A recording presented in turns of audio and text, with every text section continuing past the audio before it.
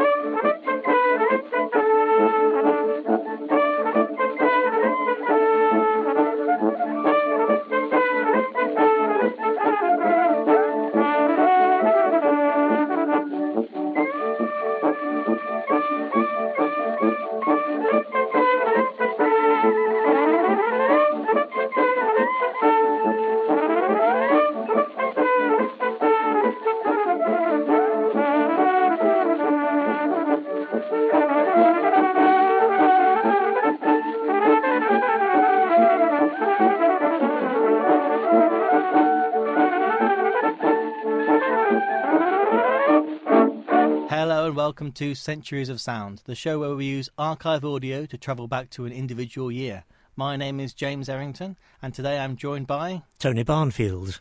And we've just heard Orchestra Goldberg with Kleftiko Vachiko. That's, what kind of thing would you say that is? Well, it sounded like a lot of Cossacks dancing around, I would think, from the Soviet end of things. Yeah, so that's some early klezmer. Very early klezmer from a compilation of the earliest klezmer recordings. But it was actually recorded in Istanbul. Oh. So, but yeah, you're right for that long introduction. We have, it's a doina, so that's found in klezmer and Balkan music as a cornet. And then we had Romanian Jewish Bessarabian dance tunes, so covering all the bases there. Yes. And that particular tune was later reused by the original Dixieland Jazz Band in their 1920 recording Palestina. Oh. So, the year we're travelling to this time is the year 1908. So, the ancient history of recorded sound still, but 30 years in as far as this programme is concerned, so not quite so ancient for us.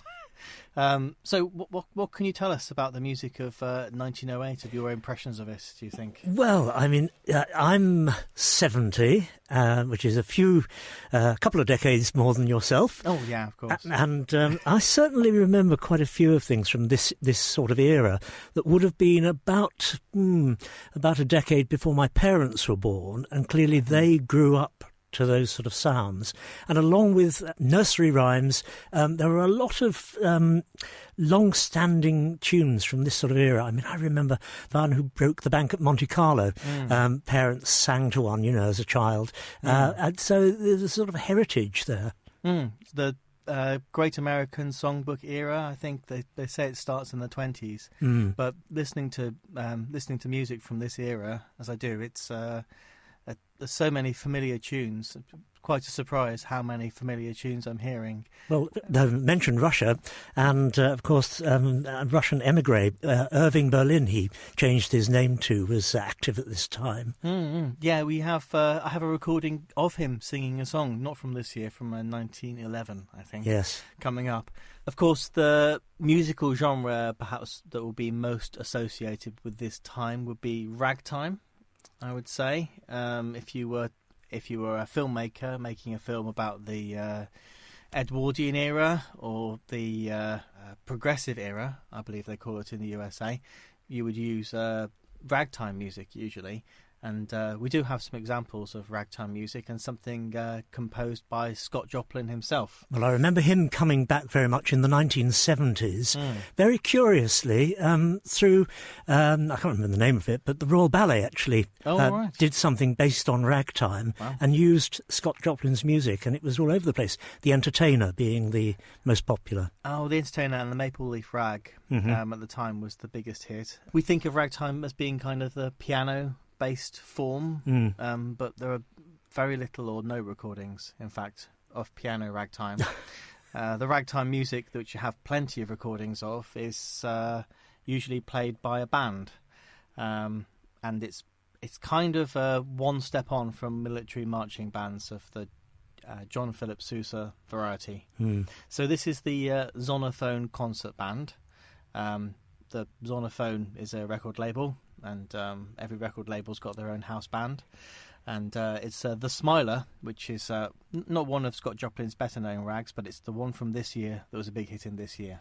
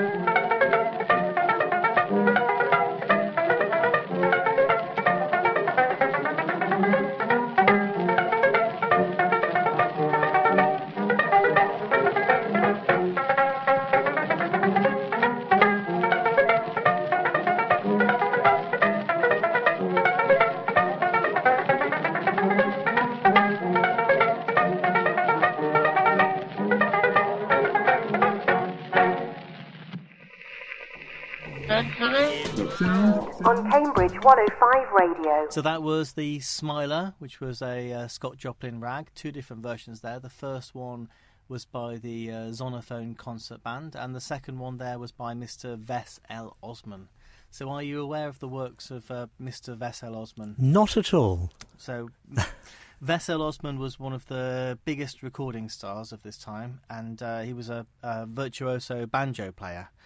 And he played the banjo in a style which apparently is not the percussion style it's used now, but as a lead instrument. That was how the banjo was mainly used at the time. And I think he's an amazing player of the banjo. But they didn't quite translate across to jazz a bit later. So it's kind of forgotten that the banjo was such an important instrument at this time. I'm quite impressed by the quality of sound that comes across at this time. Presumably it's all on cylinder. Mostly on cylinder still. The reason it's mostly on cylinder is because there's an amazing cylinder archive run by the University of California, Santa Barbara, which you can find all of these recordings at. But there are many disc recordings now.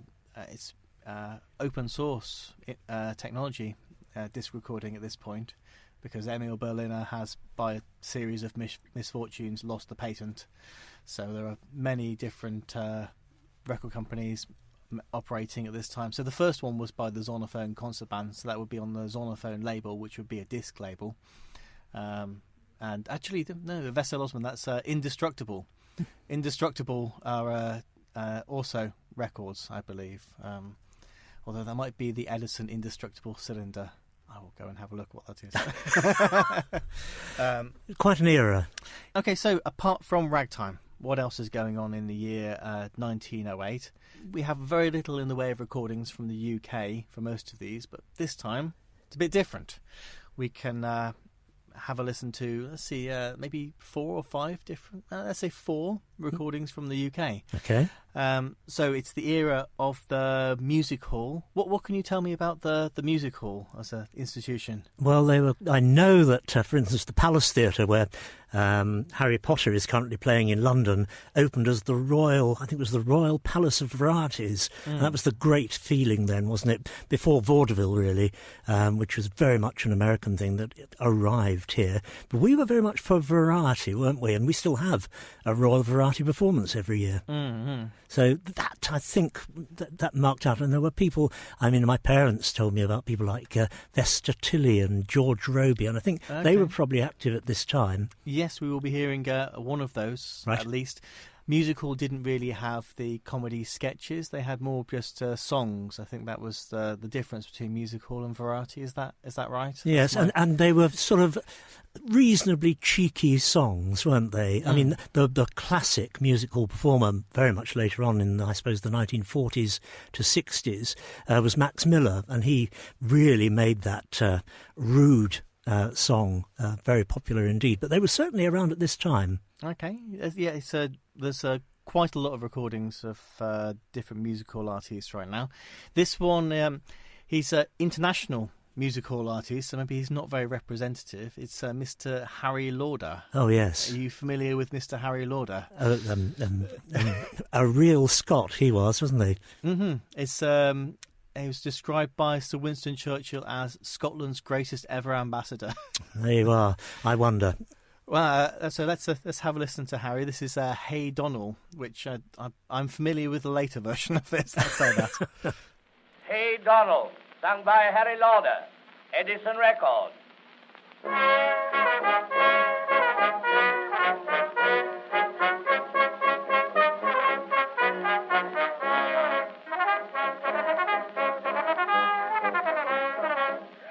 It was in the merry month of May that a bonny wee lass met one day, and all the language she could say was Donald, dinna miss me. Hug me, tug me as you please, watch and mind you dinna squeeze. When you think that nobody sees us, Donald, come and kiss me. Hi, Donald, oh, Donald, think upon your vow, Donald, in among the bloomin' heather where you vow to loo me. Hi, Donald, oh, Donald, think upon your vow. Donald, in among the bloomin' heather where you vow to loo me.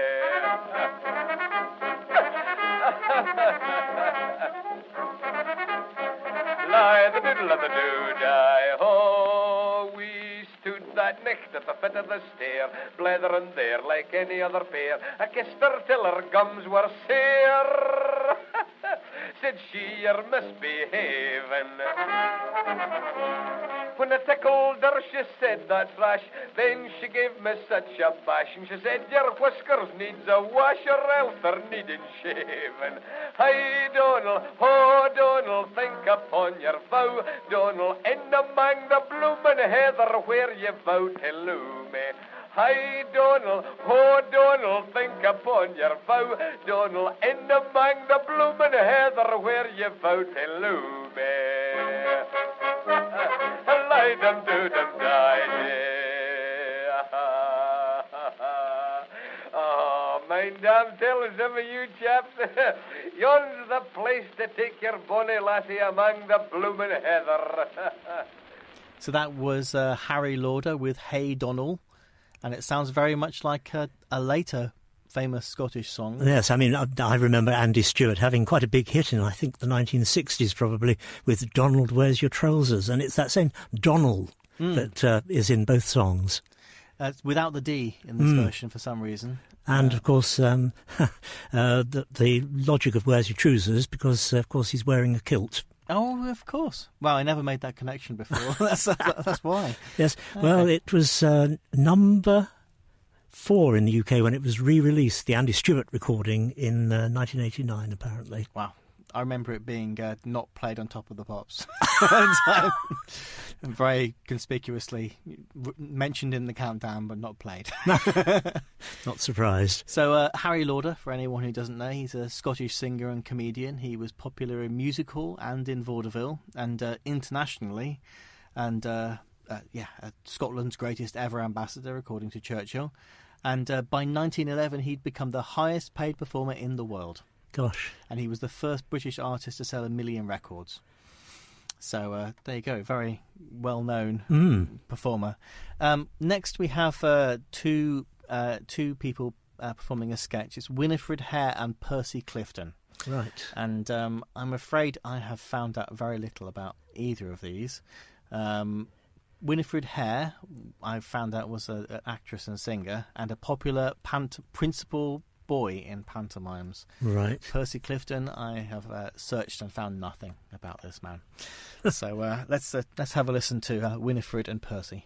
Plumber by Miss Winifred Harbour and Mr. Percy Clifton, Edison Records. Oh dear, whatever shall I do? The place is simply flooded, and that plumber hasn't turned up yet. Good gracious, and now the water's coming through the ceiling. Ah, there he is at last. Good morning, Mom. Is this number 8 Angel Street? Yes, it is. Are you the plumber? Yes, I'm the plumber right enough, but is this number 8 Angel Street? Oh, yes, do be quick. The place is simply flooded. Oh, that's a bad job, Mom. But is this number 8 Angel Street what has a pipe burst? Of course it is. Oh, because you see, there's another Angel Street at Poplar, and I didn't know as how it might have been there. Oh, come in and get to work at once. All right, Mom. There, look. Every room in the house is absolutely ruined. Yes, it is a bit damp, isn't it? I'm afraid you'll have to have new paper. Well, Mom, where is the pipe that's bust? Upstairs, the one leading to the cistern. Well, supposing we go up and have a look at it. I say, Mom, you'll excuse me. Is that 12 o'clock striking? It is. Well, it's my dinner hour, so I'll pop off. I'll be back at 1. Good heavens, you can't leave the place like this. Excuse me, Mom, I'm a union man, and the union says as how the British workmen must have 1 hour for dinner. But the place is already swamped. Can't help that, Mom. Orders is orders. Oh, please stay, and I'll pay for your dinner hour. All right, Mom. I don't mind obliging you this time. Oh, thank you. Come along and bring your tools. Well, I ain't brought any tools, Mom. What? You mean to say a plumber comes to work without bringing any tools? Well, you see, my mate's fetching them along. But I say, have you got a saw? Yes. Righto. Have you got any pinchers? Yes. That's good. Have you got a bit of hoop iron? I think so. Well, then, we can get to work. Well, do hurry up. I say, you pardon me, Mom, but have you got such a thing as a plum? Gracious me, I haven't any fruit in the house. I don't mean that sort of plum. I mean a plum bob. I never heard of such a thing. Well, now, how do you expect me to lay them pipes without a plum? The whole thing's ridiculous. I'm afraid you'll have to wait till I've had me dinner. Then my mate'll turn up with the tools. Oh, but what's to become of the house?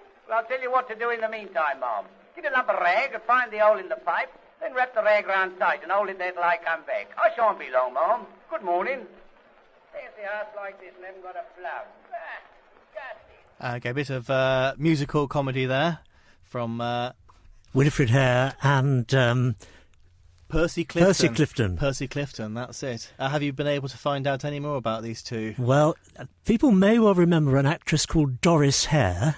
Mm-hmm. She played, for instance, Mrs. Butler in On the Buses. She lived to the age of 95, only died about 20 years ago, and her sister was Winifred Hare. In fact, she had several siblings, I think 5 or 6, but Winifred Hare was the sister of Doris Hare. And listening to that, it was very reminiscent of a hugely successful radio series during the Second World War called Itmar, It's That Man Again. And you had all sorts of characters coming in, and that plumber sounded just like a moment in one of those programmes. Okay. I think you can... It wasn't laugh out loud hilarious, but you could see where the humour was in there, unlike lots of comedy from this time, I'd say. I don't think Itmar was that funny, but it was just the repetition of catchphrases and things like that the radio certainly fostered and grew. Can I do you now, sir, for instance, was one of the phrases of Mrs. Mop was a character. Okay. But we're talking there of the 1940s. So interesting how during my parents' lifetime, certainly, that had changed. They grew up in the 1910s and served in the war and so on, and those were very morale-boosting programmes and clearly owe a lot to this sort of period of music hall. Okay, well, talking about connections between the early musical era and the interwar years, here is George Formby.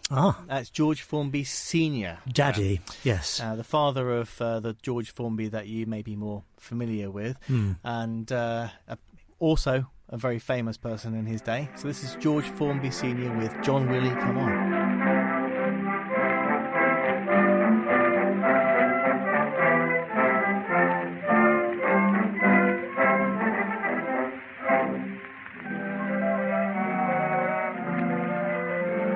I'm a man that's fond of seeing life, and my wife, by the way, she said to me, John Willie, you shall have a holiday. She took me up to London, the sights to let me see. And when we arrived at St. Pancake, my wife, she said to me, John Willie, come on, man, you don't get run over. A lady came to me and said, have we not met before? My wife said, miss, how dare you? That's my husband, so be gone. You know it's mine, I found it first. John Willie, come on.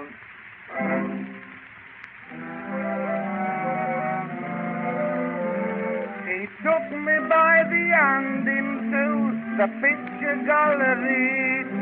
I saw a champion picture there, it fairly tickled me. It was a woman in the sea with long hair on her head.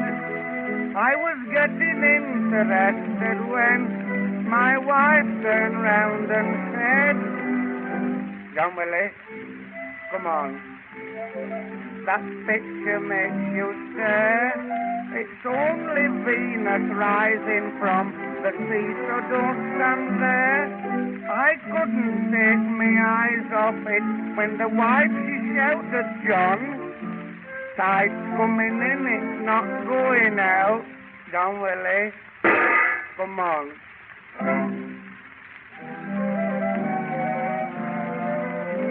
I went in Madame Tussauds waxwork show, and it was grand. And there we saw all waxwork kings and queens all shaking hands. There was Mary, Queen of Slops, and Queen Elizabeth, you see. And they rather took my fancy when my wife, she said to me, John Willie, come on, love. It's closing time, you see. The lights went out and all was dark and quiet as could be. On turning round to my surprise, I found my wife had gone. And I'm sure I heard Queen Elizabeth say, John Willie, come on. You're listening to Centuries of Sound on Cambridge 105 Radio, and we've just heard George Formby Sr. with John Willie, Come On. So what did you make of the senior George Formby? Sounded quite a lot like his son, I think. No, quite dissimilar. Interestingly, Formby was not the family name. Oh, really? There was Booth. But they were from Formby, is that right? I'm not sure where that name... His nickname, George Formby Sr., was the Wigan Nightingale, so probably obviously from that's Wigan, where they came from. And he actually died senior at the age of 45 in 1921. And young. At the time of that recording, George Formby Jr. was 4 years old. Oh, wow. But he picked up his father's act and took over. I think he died from George Formby Sr. died from tuberculosis, and he had that cough, which was part of his tuberculosis. Yes. And he kind of incorporated that into his acts, didn't he? Yeah. So kind of a sad story. Lots of these early musical performers have very sad stories indeed. We don't have Billy Williams this week. That's the saddest one of all. Okay, the one aspect of musical we haven't really covered yet is the male impersonators, we can call them. Is there another word? I guess these days you call them drag kings, I suppose. They wouldn't really think of themselves in those terms, quite possibly. Women who would dress up as gentlemen on stage and do acts where they would pretend to be gentlemen. And the most famous of all being... It's Vesta Tilley. Oh, right, yes. Vesta Tilley. Although Vesta Tilley was not the first Vesta. There was Vesta Victoria, who was around 10 years before Vesta Tilley, I've realised. And I'm familiar with Vesta Tilley because Vesta Tilley, as I am, is from Worcester. I went to high school in Worcester. There's the Vesta Tilley Centre there. So what do you know about Vesta Tilley? Well, certainly that whole thing of dressing up was very akin to the principal boy in pantomime. And pantomime was heavily appearing. I mean, all across London there were empires going right back to the 1910s, certainly. So there probably were quite a few of them around. There's a lot of theatre building at this sort of time, especially because the new buildings had electricity and so on. Starting with the Strand Theatre, I think it was, not the Strand Theatre, the Savoy Theatre in the Strand was the first to have electricity, about 1881. And a lot of building of the London Coliseum was built in this era, a little bit after the year we're talking about. The Palace Theatre I mentioned earlier, and that was the Palace Theatre of Varieties. That's what they were, almost predating music hall itself. Okay, great. So you can imagine one of those places, and Vesta Tilley getting on stage with a very elegant suit and a cigarette in a holder and a top hat and singing this. Following a fellow with a face like me, sung by Miss Vesta Tilley, Edison Records.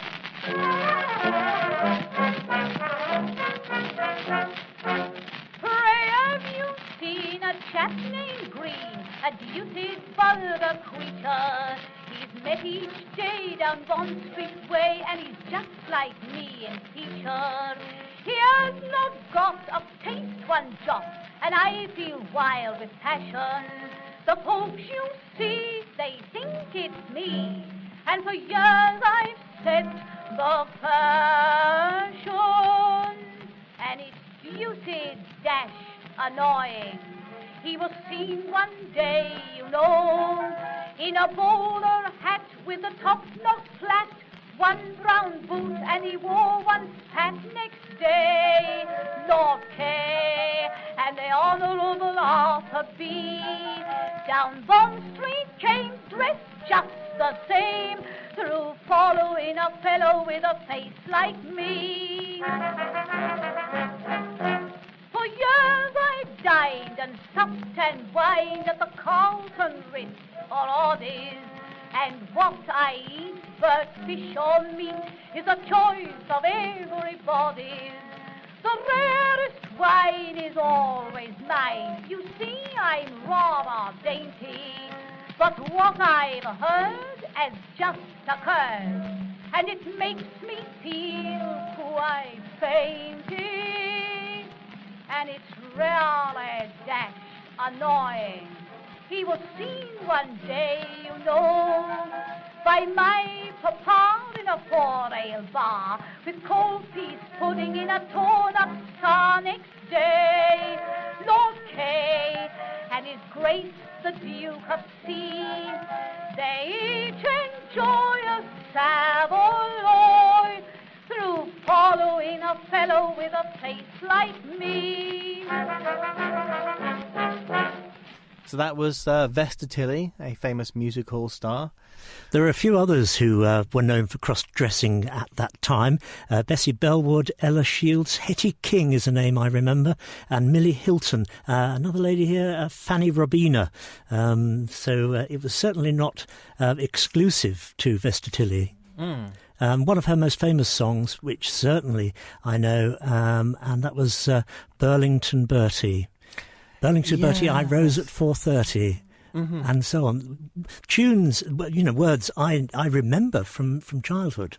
It's strange to me a little that this was mainstream entertainment, this kind of cross-dressing. It was not thought scandalous at all at the time, or was it? I wouldn't think so. And I do think that whole thing of pantomime was very akin to music hall. And that excuses it, James. It does, yes. That's you wouldn't think that's scandalous having a pantomime dame or anything. So maybe they're thinking about it along the same lines. And her father, Vesta Tilley's father, was an actor, and he propelled her into show business, and indeed wrote many of her songs. Okay, and she had a very respectable marriage later on. So yep, her father was, I think, knighted or something for his war effort in the First World War. Okay, very establishment and respectable. Let's cross the Atlantic Ocean to the equivalent in the USA, which is vaudeville. We're in the kind of period where minstrel shows are giving way to vaudeville and Tin Pan Alley now. And it's a good thing that that's happened, because there's so much music from the minstrel show era, which I unfortunately can't play because it's, however good it is, it's quite often very racist indeed. But the vaudeville era is thankfully not quite as bad, although there are moments. Amazing, actually, to think on that line. It was called blackface, the entertainers who dressed up as minstrels, and going right into, again, going back to my childhood in the 1950s and 60s, you had the George Mitchell minstrels, were all using the blackface technique on primetime Saturday night television. I think it was only cancelled in 1978. It's the year before I was born. So, yes, I think in America it was unacceptable a good 30 years earlier. Yes. But we like to keep our traditions a bit longer, perhaps. But yeah, this is a vaudeville routine with the word minstrel in the title, but there isn't much in the way of minstrelry in it, thankfully. But it's a performer called Murray K. Hill, who I really don't know much about, but he recorded a series of cylinders over these 3 or 4 years, which are very good kind of rapid-fire comedy performances, which kind of, they're like early, like a bit like Groucho Marx or a bit like Bob Hope, rapid-fire delivery of jokes. So this is Murray K. Hill with Stranded Minstrel Man.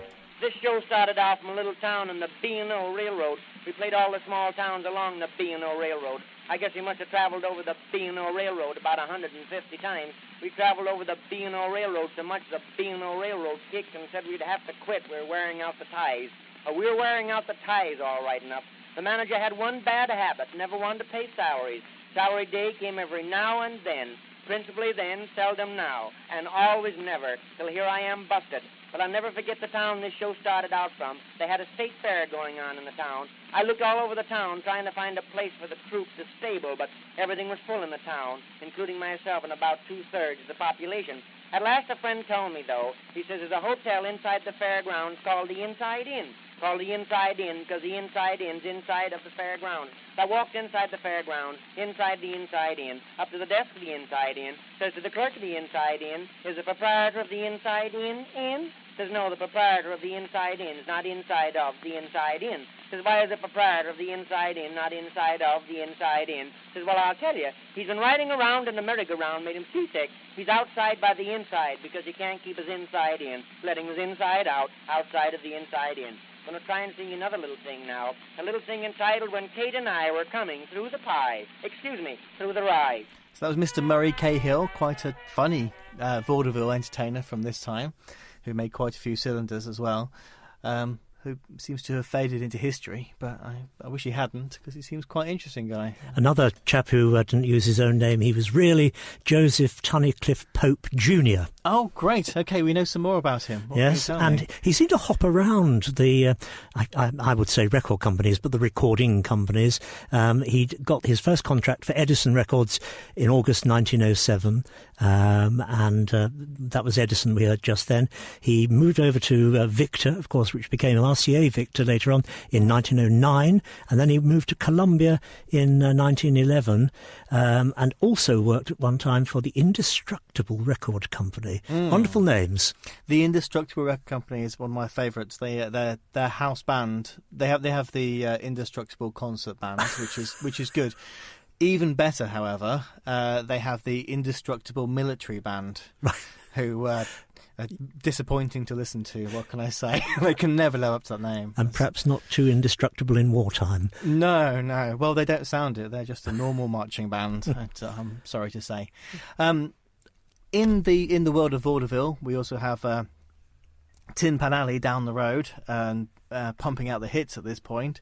And this is one of the big hits of the year, written by the married vaudeville team of Nora Bayes and Jack Norworth, who were very popular on vaudeville and wrote a lot of Tin Pan Alley songs. And you might be familiar with this one. It's called Shine On Harvest Moon. Oh, yes.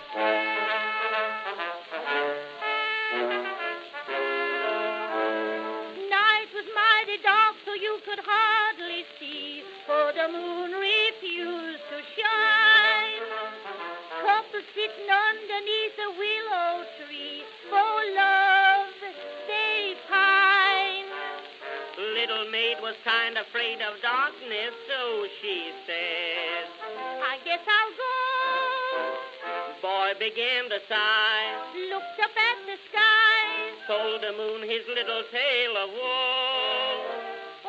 Shine on, harvest moon, up in the sky. I ain't had no loving since April, January, June, or July. No time, ain't no time to stay outdoors and spoon. So shine on, harvest moon, for me and my gal. You know, honey, I just love you. I don't call that loving, keep me out here in the dark. I was afraid. Well, you better embrace these golden opportunities, 'cause the atmosphere will soon be very chilly. I never thought of that. Oh, please, Mr. Moon, come out and shine, 'cause you know that no time, ain't no time to stay outdoors and spoon. So shine on, harvest moon, for me and my gal.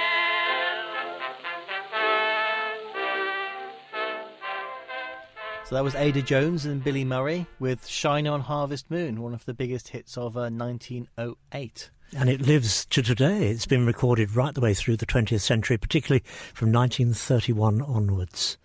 And by Laurel and Hardy, you were saying? Yeah, actually I found it was done in the Trail of the Lonesome Pine, but originally in their 1939 film, The Flying Deuces. The Cordettes, who I was listening to on a programme here on this station the other day. All sorts of names. Coleman Hawkins performed it with Ben Webster. Big names these are. Teresa Brewer in the late 50s, Rosemary Clooney, Bing Crosby, the Platters. Huge number of recordings of this song. So it was recorded originally it was debuted by Nora Bayes and Jack Norworth in the Ziegfeld Follies of 1908. Correct. Ada Jones there, surprisingly enough, is an English singer.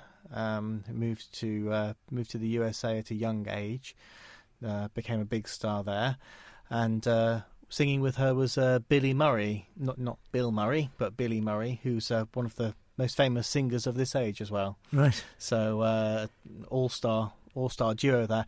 Ada Jones, I find her, she does various different voices, but she always sounds kind of reedy and ancient, whatever she does, somehow. But let's not let that put us off. Let's listen to another song with Billy Murray and Ada Jones. This one is another Tin Pan Alley classic from this year, not written by Bayes and Norworth, but written by George M. Cohan.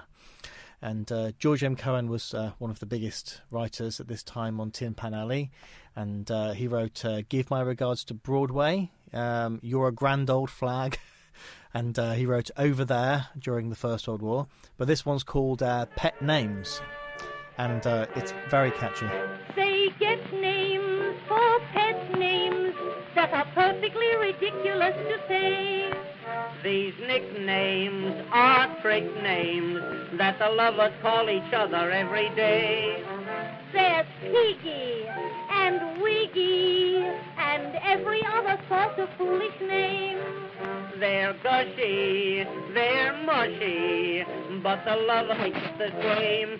My honey. Don't call me honey love because it rhymes with money love, and money's for the mercenary kind. My baby. Don't call me baby love because it rhymes with maybe love, and maybe means a doubt is in your mind. My dearie. Don't call me dearie love because it rhymes with weary love, and weary means unhappy we will be. But I must have a pet name. Then rhyme a name with love.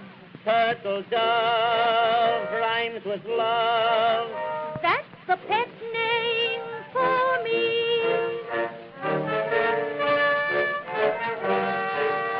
They make names for fake names that are just as numerous as summer flies.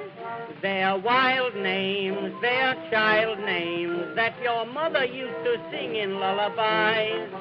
There's Goo-Goo, there's Juju.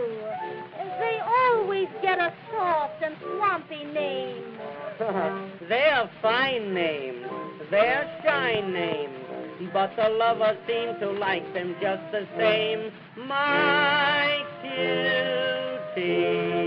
Don't call me cutie love because it rhymes with beauty love. I know I'm not a beauty, that is true. My daisy. Don't call me daisy love because it rhymes with lazy love, and lazy means that soon I tire of you. My darling. Don't call me darling love because it rhymes with falling love. I trust a quarrel there will never be. But I must have a prize name. Then rhyme a name with prize. Angel Eyes. Oh. Rhymes with prize. That's the pet name for me. My girlie. Don't call me girly love because it rhymes with early love, and I would rather sleep and dream of you. My dreamer. Don't call me dreamer love because it rhymes with schemer love, and schemer means a lover who's untrue. My lily.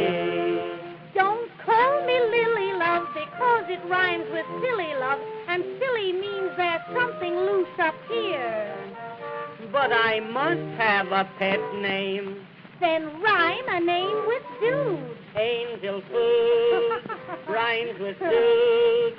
That's the pet name for me. My honey. Don't call me honey love because it rhymes with money love, and money's for the mercenary kind. My baby. Don't call me baby love because it rhymes with maybe love, and maybe means a doubt is in your mind. my dearie. Don't call me dearie love because it rhymes with weary love, and weary means unhappy we will be. But I must have a pet name. Then rhyme a name with hug. Kissing bug rhymes with hug. That's the pet name for me. That was Cohen's Pet Names, performed by Billy Murray and Ada Jones. And listening to that, I can't help but come up with various other lines that they could do in there. Yes. Don't call me darling, love, because it rhymes with carling. That's the one I was thinking of as that faded out just then. But yeah, it's George Cohen was a very important songwriter at this moment. He wrote half of the hits of the year, it seems. Gosh. On Tin Pan Alley this year. The man who owned Broadway, they seem to have called him. Well, he was quite an impresario, I think, as well. Mm-hmm. So here's another song of his. This is Rag Babe, him trying to cash in on the ragtime craze, which was coming to the end of its first big phase. And it's performed here by the Edwardian Elvis, Arthur Collins. There's a new kind of two-step a-coming around, new kind of two-step a-coming to town. It's called the Eva-Soppa-Dilpa-Dappa, gather the honey, all of the bodies, certainly funny. New kind of two-step, a crocodile friend, new kind of two-step, dangerous dance. Gather your babe and glide from side to side. Eva-Soppa-Dilpa-Dappa, sing babe, Eva-Soppa-Dilpa-Dappa, swing babe. Gather up your honey, do the Michigan glide, side to the side, dance to the bride. Eva-Soppa-Dilpa-Dappa, go babe, Eva-Soppa-Dilpa-Dappa, oh babe. Gazing through my glimmers when you're ragging with me, and be the Eva-Soppa-Dilpa-Dappa, rag baby.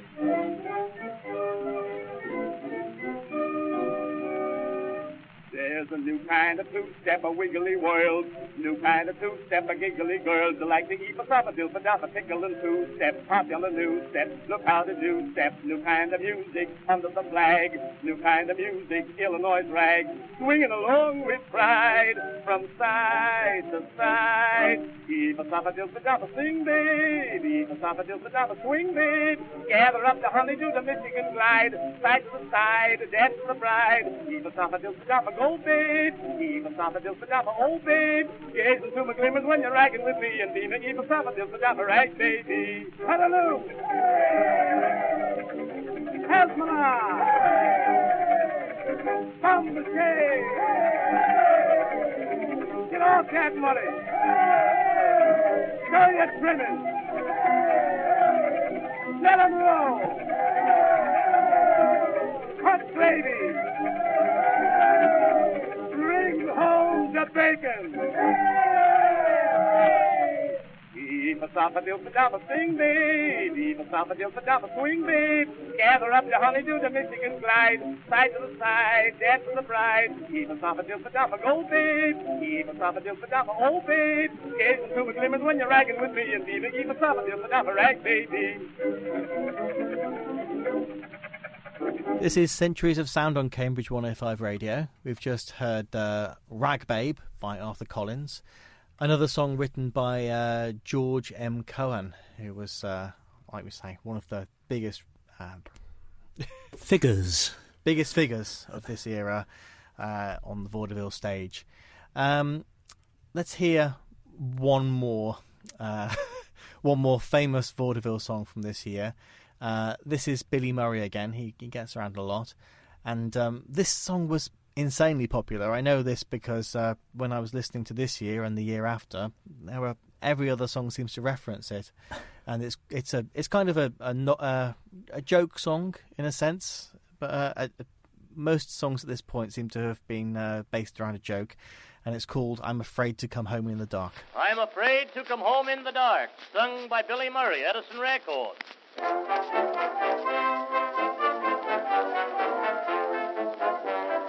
Jonesy married Mabel, a wise old owl was he.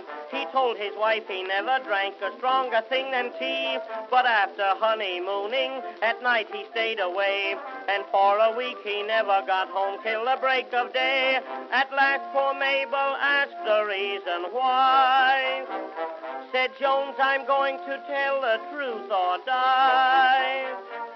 Baby dear, listen here, I'm afraid to come home in the dark. Every day the papers say a robbery in the park. So I sat alone in the YMCA, singing just like a lark. There's no place like home, but I couldn't come home in the dark. She kissed him good morning, to see him she was glad. And when she tucked him up in bed, he said, I guess I'm bad. Next day the same old story, he came home just at dawn. But he got sober right away when he found she was gone. At noon he heard her slam the garden gate. Said she to Jonesy, is my hat on straight? Baby dear, listen here, I'm afraid to come home in the dark. Every day the papers say a robbery in the park. So I sat alone in the CAFE, singing just like a lark. There's no place like home, but I couldn't come home in the dark. Notice every time an impression is done of a drunk person in the first half of the 20th century, they have to hiccup. That's the clue that somebody's drunk in a song. Just slightly. Yeah. So a song, a third song from Billy Murray there. We've had quite a few from him today. He was a big star in this year. And a line, just that line, it wasn't the title, I don't think, but There's No Place Like Home has been used recently, in the last sort of 30 years, probably more than in this era, but it dates back to, I think, 1822, the song. Okay, I recognised, of course, it's a very famous song, but I didn't think where that's come from. That's where's that from originally? There's no place like home. Is it a hymn? No, it was the last line of Home Sweet Home. Okay. And that was its origination, and it goes right back to 1822. Okay, wow, that's older than anything else we've got today. Yeah, easily. One more thing from America now. This is a song which is still performed every weekend all around America. It's Take Me Out to the Ball Game, here performed by Edward Meeker. Take Me Out to the Ball Game, sung by Edward Meeker, Edison Record.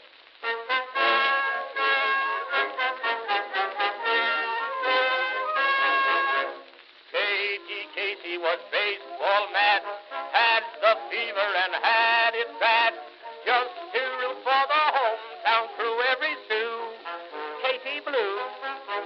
On a Saturday, her young beau called to see if she'd like to go to see a show, but Miss Kate said no. I'll tell you what you can do. Take me out to the ball game.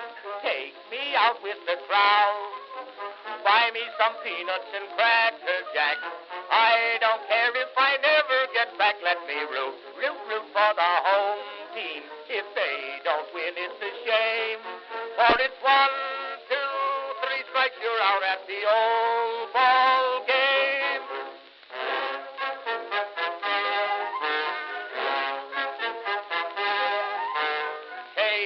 Casey saw all the games, knew the players by their first names, told the umpire he was wrong all along, good and strong.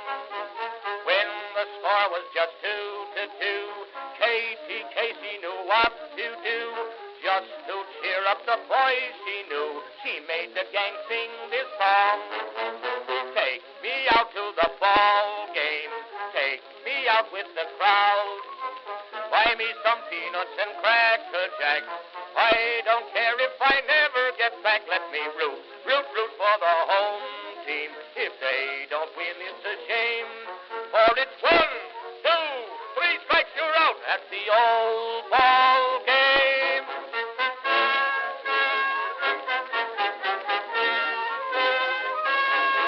Okay, so that was Edward Meeker with Take Me Out to the Ball Game, which was also written in the year 1908.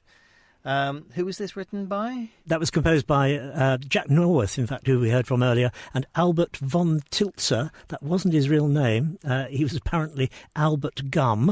Okay. And I don't know if that was the same family that Judy Garland came from, because she was Frances Ethel Gum, wasn't she? So it's odd. I don't know why nobody liked to have the name Gum in entertainment at this point. It's, everyone who was called Gum had to change it. Yes. Apparently. So it would seem. So this is still a huge song in America, of course, and it's the anthem of North American baseball. And but neither of its authors had attended a game prior to writing the song, so they just wrote it from their impressions of baseball, and they'll sing it during the middle of the 7th inning of a baseball game in America. I've never been to a baseball game. No, I've seen one. It seems like a long time. But not attended. But Norworth, of course, the co-composer of Shine on Harvest Moon, which we heard just now. Mm-hmm. So in the USA at this time, we have an election taking place. We have the end of the era of Teddy Roosevelt, and his deputy Taft was taking over, and his opponent in the election was Bryan, who is his third time standing for election, and lost all 3 times. But they recorded a series of debates on Edison cylinder at this point. So we can hear a little bit from one of their debates. Let's I wonder if it'll remind us of present-day American politics. I doubt it very much indeed. The truth is, we've got to wake up in this country. We are not all there is in the world. There are lots besides us, and there are lots of people besides us that are entitled to our effort and our money and our sacrifice to help them on in the world. No man can study the movement of modern civilization from an impartial standpoint and not realize that Christianity and the spread of Christianity are the only basis for hope of modern civilization in the growth of popular self-government. Imperialism is the policy of an empire, and an empire is a nation composed of different races living under varying forms of government. A republic cannot be an empire, for a republic rests upon the theory that governments derive their just powers from the consent of the governed, and colonialism violates this theory. We do not want the Filipinos for citizens. They cannot, without danger to us, share in the government of our nation. And moreover, we cannot afford to add another race question to the race questions which we already have. In the Philippines, the experiment of a National Assembly has justified itself both as an assistance in the government of the island and as an education in the practice of self-government to the people of the island. It is quite unlikely that the people, because of the dense ignorance of 90%, will be ready for complete self-government and independence before 2 generations have passed. But the policy of increasing partial self-government step by step, as the people shall show themselves fit for it, should be continued. The proposition of the Democratic platform is to turn over the islands as soon as a stable government is established. This has been established. The proposal then is in effect to turn them over at once. Such action will lead to ultimate chaos in the island, and the progress among the ignorant masses in education and better living will stop. So there was William Bryan and William Taft, 2 different Williams who were fighting to be the new president of the USA, and the winner was, of course, Taft. So Bryan failed to become president for the 3rd time there, although he seemed to have some interesting ideas. Let's take a trip further afield around the world. The USA and the UK were not the only places which were making cylinders or records at this time. Let's go somewhere else in Europe. This is some Portuguese string music, and I'm going to have difficulty for these pronouncing some of these. Right. But this is Grupo K Laranjeira. Grupo K Laranjeira, and Sol para Amor. I don't know if I've got either of those pronunciations right, but it's So para Amor.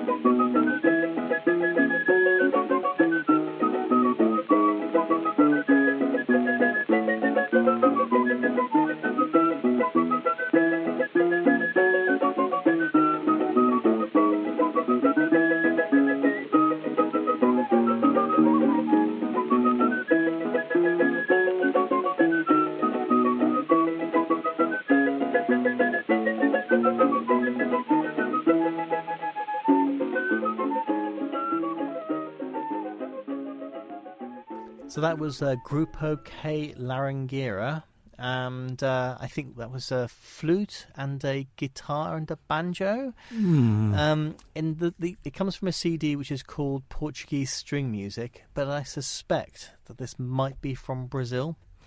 Yes, not sure. I've Possibly. got it here on Columbia Records. Interestingly, what else can we find out about it?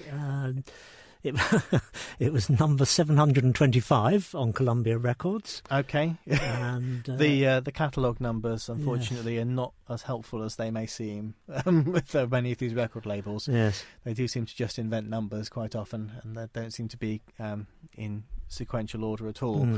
But the title does seem to have been used for quite a number of other songs, but this is the most famous recording of this particular tune. Okay. So if anybody is an expert in either Portuguese music or Brazilian music, well, it does say it's in Portuguese. Okay. That it's based on the polka, and the writer has one name, and that is Calado. Let's go across to Asia now, in particular India. This is from a compilation which is called India at 78 RPM, and it's I would like to have a try of pronouncing the title of this. I should at least have a try. So here we go. It's Jala Thanaragam Instrumental. Okay, that's the first half of the title. And the artist, Brahma Sriti Appadurai Iyengar. Sorry to any Indian people who are listening. I really tried my best. But it's an amazing recording all the same. Here we go.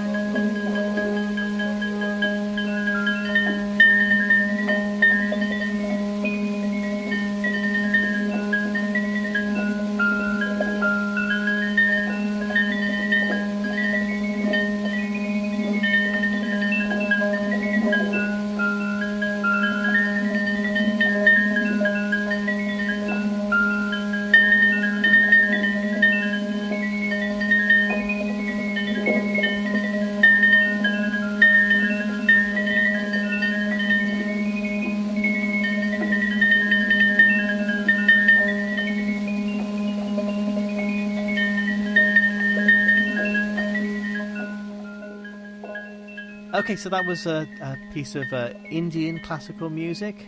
Beautiful piece of Indian classical music. I won't try to say the name again.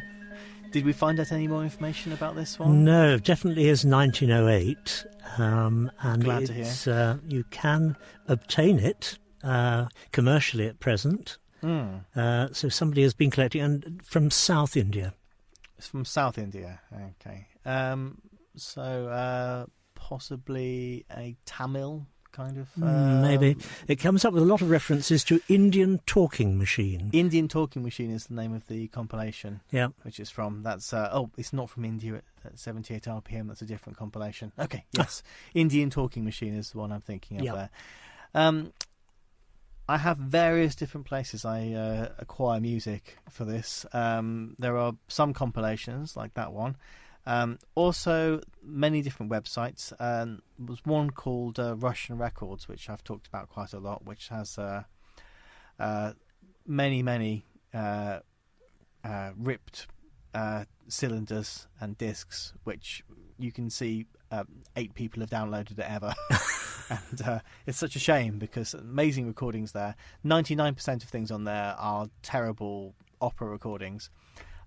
This is from an opera. This is an overture from an opera. It's not terrible. It's amazing. It's the London Palace Orchestra. I've translated the name. It says the Silken Ladder Overture. And the Silken Ladder is from Rossini's The Silken Ladder. But I think this is mislabeled. I think this is the Thieving Magpie Overture, because I'm familiar with it from A Clockwork Orange. Right. I don't know. Are you familiar with opera to a great extent? To a certain extent. Okay. Let's see. Let's see. I'm pretty sure I'm right here.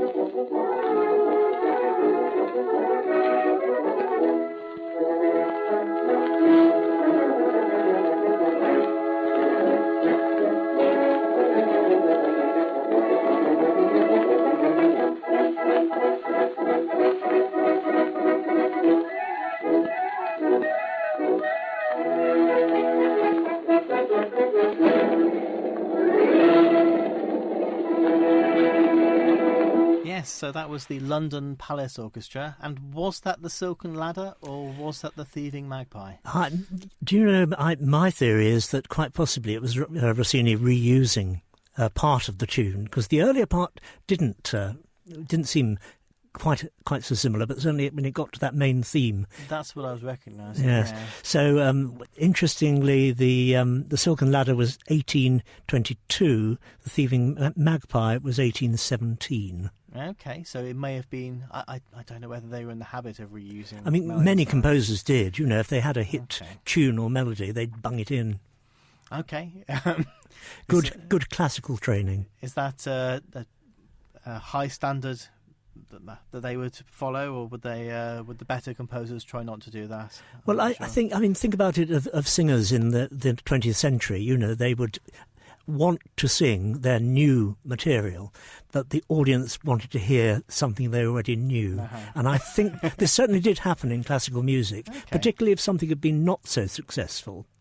Right, okay, you'd reuse a melody and the audience would be especially in impressed. An overture, because that, you know, really wakes the crowd up. Okay. An overture should... you should play snippets of all the different melodies that are going to go on through the rest of the piece. Is that That's certainly the theory, yes. Okay. So, perhaps that's how it worked. That particular tune was there inside somewhere being reused, so we had to give a hint of it coming up. Please let me know if you know. On Cambridge 105 Radio. Okay, you've been listening to Centuries of Sound on Cambridge 105 Radio. I've been James Errington. And I've been Tony Barnfield. Thank you for joining me today. If you're interested in this project, you can come along to my website, which is at centuriesofsound.com. I have mixes right now for every year until 1918. When this is broadcast, 1919 will be out, finally. So slightly into the jazz age, not completely into the jazz age, but there or thereabouts. And if you're interested in getting in touch, please feel free to contact me. I'm James at centuriesofsound.com, or you can find me on Twitter, on Facebook, Instagram, all those places. Just search for Centuries of Sound. Right. Okay. And how can we hear you? All over the place at the weekend. Sunday is my day. Of course, you're Saturdays, aren't you? And Sunday, 1 o'clock roundabout every week. Easy on the Ear, which is the light music programme. And that's on 7 o'clock every other Sunday. So that's tomorrow week. And the classical programme. And in fact, Sunday week, I've got 3 programmes. But tomorrow, we're looking actually, quite interestingly, as we've been talking about things here, I'm looking at the success of the stage musical from, I suppose, the 1920s, 1930s onwards. The success of people like Ivor Novello and Noel Coward through to Cameron Mackintosh, Andrew Lloyd Webber.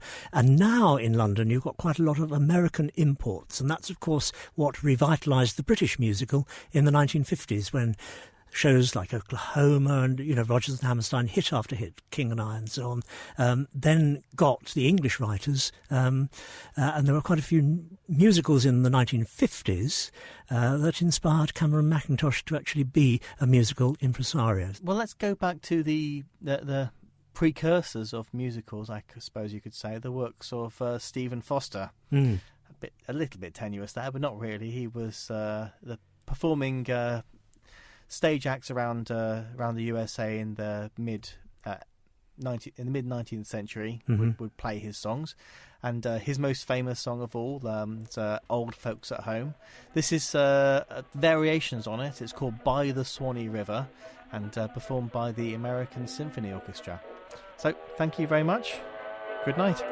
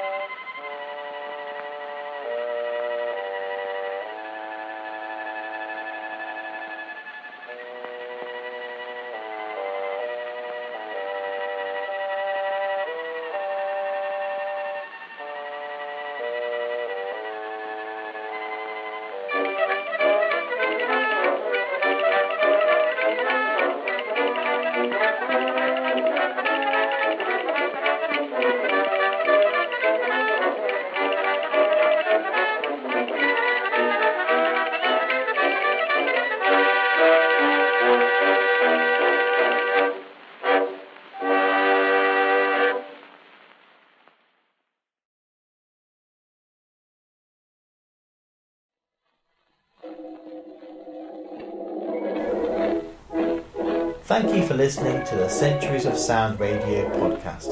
This one was from November 2019, featured Tony Barnfield and concerned the year 1908. Get these radio podcasts a year early, as well as a host of other benefits, for just $5 per month by coming to patreon.com/Centuries of Sound.